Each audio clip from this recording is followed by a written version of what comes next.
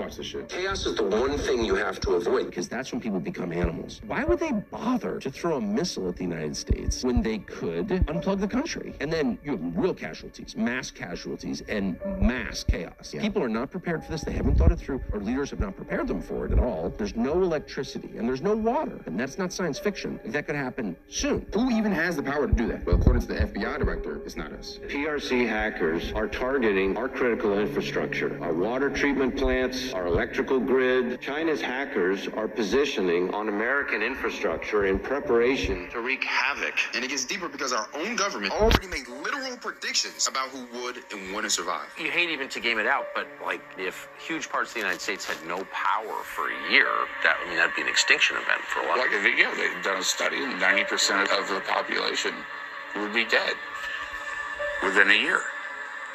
Apparently there was some sort of a warning about the power going out, right? Yeah, in the U.S. we have 3 grids. All 3 grids are fucked, right? The East, and the West, and the Texas grids. Power grids shut down. What happens? You can't transport shit, right? You can't get cash. Fuel doesn't get to the gas stations. Food doesn't get to the stores. Heat issues, obviously. Water supplies. They were never built to withstand physical attacks. They certainly were never designed to withstand a cyber attack. And that's where the next big battle's going to be fought. They're going to bring it to the homeland. Now, didn't Trump just mention this in a speech? The big problem is we need double the energy we currently have in the United States. Can you imagine?